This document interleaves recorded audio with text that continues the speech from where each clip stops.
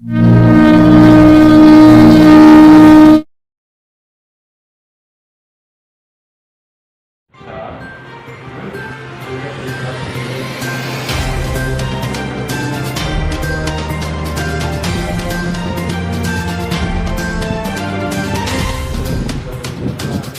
के जवान की विधवा महिला दबंगों के डर से गांव से भागने को मजबूर, नहीं मिल रहा न्याय। जहां केंद्र और राज्य सरकार सेना के जवानों को सम्मान दे रही है और सेना के परिवार के साथ हर कदम पर साथ देने की बात कर रहे हैं, लेकिन बलिया जनपद के बांसडीह थाना क्षेत्र में एक आर्मी की विधवा अपने जान माल की सुरक्षा के लिए दर दर भटकने के लिए मजबूर है, क्योंकि पीड़ित का कहना है कि बलिया पुलिस अपराधी का साथ दे रही है, जिससे हम लोग गाँव में नहीं रह पा रहे हैं। दरअसल बांसडीह थाना क्षेत्र के ग्राम आदर के रहने वाले आर्मी के जवान कृपाशंकर शुक्ला का गांव के ही स्वामीनाथ यादव ने हत्या कर दी थी, जिसमें न्यायालय से आजीवन कारावास के बाद जमानत पर आए हत्याकांड के मुख्य आरोपी के परिवार के दहशत से हम पीड़ित परिवार गांव में नहीं रह पा रहे। दरअसल नाद नाली को लेकर कृपाशंकर शुक्ला और स्वामीनाथ यादव के बीच लड़ाई झगड़ा हुआ था। वही 26 अक्टूबर 1995 में घर आ रहे आर्मी के जवान सूबेदार कृपाशंकर शुक्ला की उनके गांव आदर के ही रहने वाले स्वामीनाथ यादव, जो पुलिस में तैनात है, उसने अपने अन्य साथियों के साथ मिलकर कृपाशंकर की हत्या कर दी। वही जवान की विधवा शकुंतला शुक्ला का कहना है कि अपराधी प्रवृत्ति के स्वामीनाथ यादव को कोर्ट ने फरवरी 2018 में आजीवन कारावास की सजा सुनाई, लेकिन स्वामीनाथ अपने पहुंच के बल से कुछ माह बाद ही जमानत कराकर बाहर आ गया। वही जवान की विधवा की माने तो हत्यारोपी के दहशत से पूरा परिवार गांव छोड़कर भागा हुआ है। पीड़ित का कहना है कि स्वामीनाथ हम लोगों को गांव में नहीं रहने दे रहा है, इसके डर से हम अपने बच्चों को लेकर प्रयागराज में रह रहे हैं। विधवा शकुंतला शुक्ल ने बताया कि हत्यारोपियों की दहशत की शिकायत बांसडीह पुलिस से किया, लेकिन मेरी एक न सुनी गई, बल्कि बांसडीह पुलिस अपराधी का ही साथ दे रही है। वही पीड़ित महिला का कहना है कि मेरे परिवार के लोगों की हत्या स्वामीनाथ यादव कर देगा, जिसके डर से हम अपने गांव आदर में नहीं रह पा रही हूं, जिसकी शिकायत कई बार करने के बाद भी पुलिस कुछ भी कार्यवाही नहीं कर रही है और अपराधी खुलेआम घूम रहा है। वही विधवा महिला का कहना है कि मेरे पति सियाचिन ग्लेशियर में रहकर देश की सेवा की है और केंद्र सरकार और राज्य सरकार का दावा है कि हमारी सरकार जवानों और उनके परिवार के साथ है, लेकिन बलिया जनपद की पुलिस अपराधियों के साथ है और खुलकर अपराधियों का सहयोग कर रही है और पीड़ित आर्मी जवान की विधवा महिला अपने परिवार को लेकर दर दर भटकने को मजबूर है। अब देखना यह है कि जवानों के परिवार के साथ खड़ा होने की दावा करने वाली सरकार क्या इस जवान की विधवा को न्याय दे पाती है, या इनके नुमाइंदे सरकार के दावों को खोखला ही साबित करेंगे, ये तो आने वाला वक्त ही बताएगा। उन्होंने गांव आए, रिटायरमेंट लिए गांव आए, फिर बांसडीह में हम लोग वहाँ घर से आ रहे थे, ये नाद एका लेकर के गाय खिलाता था स्वामीनाथ यादव। उसी से झंझट में थोड़ा बहुत करते करते उसने जब वो गांव से आ रहे थे तो उनकी हत्या कर दिया, हत्या करके कुएं में डाल दिया। और हम लोग तो भाई वो सब बहुत दबंग है, कई बार घर में ढेला ईंटा फेंका, हम लोग बच्चों के लिए सहित घर में बंद रहते थे। बांसडीह थाने में जाने में कोई सहायता वो लोग नहीं करते, ये लोग दबंग है, पैसे रुपये से भी ठीक थे। और इन लोगों के डर तुम्हारे हम इलाहाबाद पड़ी हूँ मैं बच्चों को लेकर के, मैं डरती हूँ कि कभी भी हम लोगों पूरे परिवार की हत्या कर देगा, तो उसकी जीवन कारावास की उसकी सजा हुई, हाईकोर्ट से छुड़ा लिया, फिर बलिया से भी छूट गया, फिर गांव में आकर घूम रहा। और उसी से डर तुम्हारे हम लोग गाँव नहीं जा सकते, मेरे घर के दरवाजे कीड़े मकोड़े खा रहे हैं, हम लोग डरते हैं बहुत उससे, मेरे सारे परिवार की वो हत्या कर देगा। मैं यही चाहती हूँ कि उसको जीवन, हम लोग सुप्रीम कोर्ट भी मैं लोग दाखिल की थी, हम लोग वहाँ भी कोई सुनवाई कुछ भी नहीं हुआ। वो अपराधी है सर, वो गिरोह बनाया है गांव में, सब गिरोहों के साथ रहता है, उसकी दबाई कि हमारे गांव में कोई बोल भी नहीं सकता। और उस गैंगस्टर में उसका सजा मैं कराना चाहती हूँ कि हो जाए। और हम लोग बहुत डरते हैं सर, मेरे परिवार की वो हत्या कर देगा और करता है अपने दबंगाई की वजह से छूट भी जाता है, जीवन कारावास की सजा हुई, फिर छूट गया, फिर गांव में जाकर उनकी दबंग गई। यही सर मैं चाहते हैं कि उसका जो कड़ी से कड़ी सजा हो आप दीजिए। जी मैं बलिया गई, बांसडीह गई, लखनऊ गई, कोई पुलिस की सहायता नहीं मिली। CID जाँच के प्रमुख के जी ने वो जाँच आर्डर दिए तो अपना वही जाँच हुआ, CID जाँच। हमारे भाई की हत्या करके स्वामीनाथ यादव जो पुलिस में सिपाही था और वो संगठित गिरोह चला रहा है, उसने जो है नाद और नाली का विवाद उभरा था। इस मामले को लेकर के इस कदर स्थिति हुई कि उसने जो है बांसडी से गांव आधा रहते से 2 किलोमीटर पहले गांव से उनकी हत्या करके वो खेत में कुआं था वहाँ डाल दिया।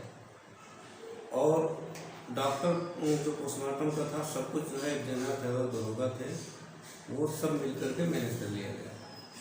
इसकी जांच जो है प्रेसिडेंट ऑफ इंडिया को दिया गया था डिफेंस के होने के नाते। ये सियाचिन ग्लेशियर में सूबेदार थे और इन्होंने उल्लेखनीय सेवा किया, इनको पदक मिला हुआ था।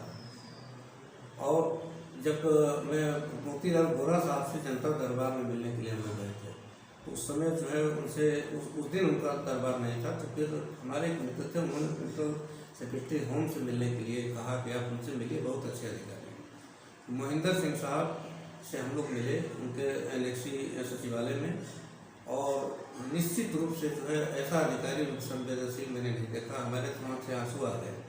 उन्होंने 2 मिनट के अंदर जो है CBCID की जांच का आदेश दिया। बाद में हम लोगों को निःशुल्क सुरक्षा भी प्रदान किया, और उसके बाद जो है जांच के बाद CBCID ने ही, जांच एजेंसी ने 6 महीने बाद FIR लिखा, जिसमें थाने का उस समय का दरोगा जगन्नाथ यादव, डॉक्टर विनोद कुमार राय, पोस्टमार्टम के डॉक्टर, 5 जो हमारे गाँव के थे, जिसमें स्वामीनाथ यादव मुख्य था और इसका भाई। इसके बाद अदालत में चार्जशीट गई और फिर जो है हाईकोर्ट से लेकर तमाम मामले चले। उसके बाद जो है ये 9 फरवरी 2018 को 23 साल बाद आजीवन कारावास की सजा हुई बलिया से। उसमें जो है फिर ये जेल में रहा। जेल में रहने के दरमियान भी जो है इसे जो इसके घर के मिलने जाते थे लोग, तो उनसे धमकी दिलवा रहा था कि जिस दिन निकलेंगे सफाया करने। उसकी हमने NCR दर्ज कराई, वो भी बड़े मुश्किल से दर्ज हुआ। उसके बाद हाई कोर्ट से जो है इसकी जमानत हो गई 6-7-8 महीने पर। अब यह जो है इस तरह वो कर रहा है कि आज 5 साल से कोई हम लोग गाँव भर नहीं जा रहे हैं, हमारे घर में ताला बंद है। ये पूरा गिरोह तो गाँव को बनाया ही है। ये बनारस में पोस्टिंग के दरमियान ये अंसारी बंधु जो सबसे बड़े माफिया हैं, उनके लिए जो पुलिस की महत्वपूर्ण गोपनीय सूचनाएं थी उनके मतलब विरुद्ध, उसका आदान प्रदान करता था। और ये GRP में रहने के दौरान ट्रेनों में डकैती भी करता था। और इस कदर ये पैसा कमाया है, उस पैसे के प्रभाव में और इन माफियाओं के संपर्क और संबंध के कारण इसको कोई मतलब कुछ भी करने में कोई दिक्कत नहीं है। और इतनी अवैध संपत्ति बनाया है कि इस अवैध संपत्ति की कुछ तो जो जानकारी हमको है उसको इस एप्लीकेशन के साथ मैंने दिया है। मेरा ये कहना है कि इस ऐसे अपराधी को जो गैंगस्टर एक्ट के तहत मुकदमा कायम करके, जैसा कि सरकार की 0 टॉलरेंस की नीति है और अपराधियों के खिलाफ जो है सख्त कार्रवाई का इनकी नीति है, और हमको पता नहीं क्या है, मैं समझ नहीं पा रहा हूँ कि मतलब मैं मुख्यमंत्री आवास पर इनको साथ लेकर गया था। आवास पर जो है 21 दिसंबर 2020 को हम लोग मिलने के लिए गए थे। मुख्यमंत्री साहब नहीं थे, तो उनके OSD चौहान साहब ने जो है यह कहते हुए कि हम उनके सामने प्रस्तुत करेंगे, और उन्होंने सिर्फ SP बलिया लिख करके और जन सुनवाई में डालते हुए भेज दिया। ये कोई आदेश नहीं है। फिर भी उस आदेश का कोई मतलब नहीं निकला, ना कोई कार्रवाई हुई, ना कुछ वो हुआ। हमने DIG आजमगढ़ को और SP बलिया को स्पीड कोर्ट से 24 नवंबर 2020 को प्रार्थना पत्र दिया इसकी सारी गतिविधियों को बताते हुए, लेकिन कोई FIR नहीं हुई। यह इसके खिलाफ 5-7 मुकदमे जो है बलिया की अदालत में चल रहे हैं, जिसमें गवाहों को धमकाने और प्रलोभन देने या उनको जान से मारने या गवाही न देने के लिए अनेकों बार प्रताड़ित किया गया। कचहरी परिसर में प्रताड़ित किया गया। उसमें जज साहब ने जब पुलिस की सुरक्षा प्रदान किया तब जाके गवाही हो पाई, और वो सारे मुकदमे गवाही में चल रहे हैं, और इसके आतंक के कारण कोई गवाही हम नहीं दे पा रहे हैं आज 10 साल से। अब इतने जिसके खिलाफ आधा दर्जन मुकदमे हैं और हत्या का गंभीर जो मतलब सजा याफ्ता है, और इसके बाद ये बर्खास्त भी हो गया, इसके बावजूद भी आज तक जो है बांसडी और बलिया की पुलिस कोई कार्रवाई नहीं कर रही है, बल्कि इन एप्लीकेशनों को दबाव बना करके उससे पैसा ले रही है और उसको खुला संरक्षण करती है। लेकिन हम तो सोशल मीडिया और तमाम सुन रहे हैं, अखबारों में पढ़ रहे हैं कि ब्राह्मण विरोधी सरकार है, लेकिन हम इस पर भरोसा नहीं करते हैं। लेकिन हम अपने साथ देख रहे हैं कि मेरे साथ पता नहीं क्यों एक अपराधी के खिलाफ जो हमको गुनाहगार की तरफ ट्रीट किया जा रहा है। हम पीड़ित हैं। हम क्या चाह रहे हैं आप? हम चाह रहे हैं कि जो है एक दुर्दांत अपराधी है, एक जो है ये सियाचिन ग्लेशियर जैसे पोस्ट दुर्गम पोस्ट पर करके जिसने देश की सेवा किया और उसकी विधवा दर की ठोकर खा रही है, उसके बच्चे जो है मतलब उनका एक बच्चा जो है मानसिक रूप से इतना मतलब विक्षिप्त हो गया है कि उसका अलग इलाज चल रहा है, आर्थिक स्थिति से आदमी तंग हो गया है। सुप्रीम कोर्ट में इसके हाईकोर्ट की जमानत अपील में जो जमानत हुई है इसमें कैंसिलेशन के लिए किया गया है, कर्जा लेकर के किया गया है। ये कोरोना के कारण वहाँ कोई सुनवाई नहीं हो पा रही है और सरकार जो है संवेदनशीलता की पराकाष्ठा पर हो गई है। ये कितने ट्वीट जो है माननीय अवस्थी साहब, जिस दिन मैं मुख्यमंत्री आवास पर मिलने गया था, जब उनसे मुलाकात में हुई तो माननीय अवस्थी साहब से अपर मुख्य सचिव गृह साहब से उनके कार्यालय में मिला गया था। वही एप्लीकेशन उनके नाम से फिर जो है वहाँ दिया गया। उन्होंने जो कुछ लिखा, हमने दोबारा कहा तो कहे कि एसपी बलिया जांच करके कार्रवाई करेंगे। अब कौन पूछे कि क्या कार्रवाई, कोई न्याय नहीं मिला। हम कह रहे हैं मेरा विधिक अधिकार है, मैं अगर मेरे साथ कोई बात हो रही है तो मैं उसकी शिकायत कर रहा हूँ। अदालत बार बार कहती है कि अगर आपके साथ कोई बात है तो आपने कोई एफआईआर लिखाया। जब एफआईआर लिखने वाली एजेंसी थाना जो लिखवे नहीं करेगा तो हम क्या बताएंगे हमारे पास क्या है। मैं एप्लीकेशन स्पीड पोस्ट से दे रहा हूँ, मिल के दे रहा हूँ। माननीय केशव प्रसाद मौर्य यहाँ इलाहाबाद में रहने के कारण उनसे उनके आवास पर मिल के जो है दिसंबर में जो है दिया गया 30/12/2020 को और 27/1/23 को दिया गया। उन्होंने डीएम और एसपी बलिया को भेजा। अब कौन पूछे कि उसमें क्या हुआ। आज तक कोई कार्रवाई नहीं। इतनी मतलब ट्विटर पर जो है माननीय अवस्थी साहब का जो ये प्रशंसा आ रही है कि हेल्पलाइन और उस पर जो है हमने एक सर्वोच्च स्थान है। मैंने उनके रिप्लाई में लिखा कि क्या ये मेरे साथ ऐसा हो रहा है। आप कह रहे हैं कि सर्वोच्च स्थान है और जब बार बार फीडबैक दिया जा रहा है, कहा जाता है कि फीडबैक जब तक आप संतुष्ट नहीं होंगे तब तक आपकी शिकायत क्लोज नहीं की जाएगी। और हमारे फीडबैक देने के बावजूद भी जबरन क्लोज कर दिया गया। कुछ नहीं, जांच जो है तथ्यों के विपरीत दे रही है। मैं बार बार फीडबैक दे रहा हूँ कि एफआईआर थाने में जब रजिस्टर्ड है, आरोप पत्र न्यायालय में प्रेषित किया गया, उसको कोई कैसे झूठ बोल सकता है। मैं पीड़ित हूँ, गुनहगार मतलब मैं अपराधी तो नहीं हूँ ना। अब इस सरकार में पीड़ित की नहीं सुनी जाएगी तो क्या अपराधी की सुनी जाएगी, क्या होगा। अपना नाम बताइए। मैं विजय शंकर शुक्ला हूँ, मैं उनका छोटा भाई हूँ, 2 ही भाई थे हम लोग। और मेरे साथ तो सबसे ज़्यादा इन लोगों के साथ तो जो है सही है। मुझे इन लोगों के मतलब सपोर्ट में रहने के कारण हम खुद भी मतलब बिल्कुल उस पर तलवार के दाव पर है। लेकिन वो चाहे जो भी होगा हम इनको छोड़ेंगे नहीं। भाई इनको कौन देखेगा। तो मतलब कहने का यह है कि अपराधी के खिलाफ कार्रवाई करने में इतनी दिक्कत क्यों हो रही है।